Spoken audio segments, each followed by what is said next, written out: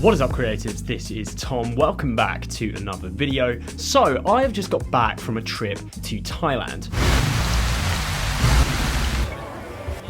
So I was out there for a week. As you can see, we got a lot of rain, but we also got some sunshine as well. But I had an interesting lens to test out. This is the Sony 16 to 55mm f2.8. It's a relatively new lens for aps-c cameras. It's been an awesome lens to travel with for the past week due to the focal range that it gives you, that 16, that wide angle, but also slightly more zoomed in at 55. Also, that f2.8 means you're going to be getting decent low light performance as well. So I've shot a bunch of stuff with this lens from Thailand, lots of footage and photos to show you, so let's just jump straight in.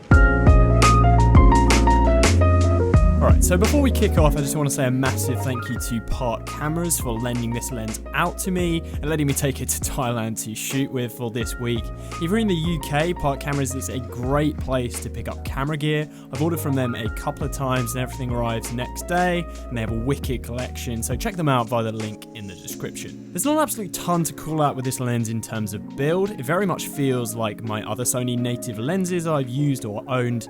Not particularly heavy, portable in size. My only real slight complaint is that the focus ring is a little loose, but since I've been using AF pretty much this entire week, it's just not been a problem. It's got incredible autofocus performance as you'd expect from a lens like this. Super quick, super accurate, and very much lives up to Sony's reputation as a leader in autofocus.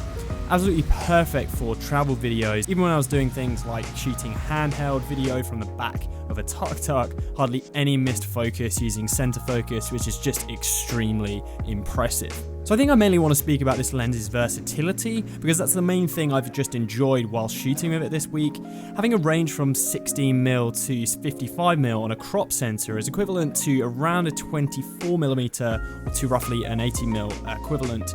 And this range is just really perfect for travel. I wish it maybe had a little bit more range on it, but I'm happy to trade off maybe a 70mm focal length for that f2.8. It basically means you can go from taking wide shots like this one here of these mountains here in Krabi to closer up portrait style shots like this one. And because of that f2.8, you're getting a really pretty nice depth of field roll off, and you can do both of those using one lens. It's incredibly useful to have this type of versatility without having to change lenses. Another reason it's hugely versatile is because of that f2.8, low light performance with this glass is just really good.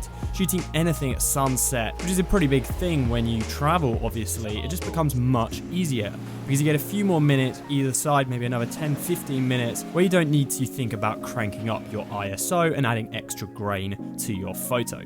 Throughout the zoom range on this lens, even stopped down at the f2.8, the glass is super sharp, and the images you get out of it really do live up to the little G on the side of it.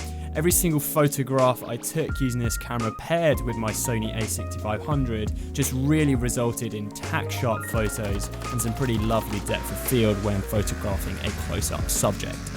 So obviously back home now, missing Thailand, but obviously glad to be back into the swing of things, uploading videos on a more regular basis. I just want to talk a little bit about whether I would invest my own money personally in this lens, and I do think that it is a wicked lens in terms of capability and versatility. It really covers off wide and also slightly more zoomed in. I think you could pair this with a 70 to 200 and you basically be ticking pretty much every focal range that you could possibly need on an aps-c camera. If you want that wide potential, this is a really good lens option to go with. If you're not too worried about a wide, I would probably suggest looking into the Tamron 28 to 70mm f2.8. That could just give you a little bit more range. Something I found is missing with this lens is just a little bit of zoom potential. But apart from that, I have thoroughly enjoyed shooting with it, and hopefully you can see from some of the samples that you can get some really great image quality out of this little lens. Hopefully you guys did find this video enjoyable and helpful. If you have any questions about the lens, drop them below in the comments. I will be responding down there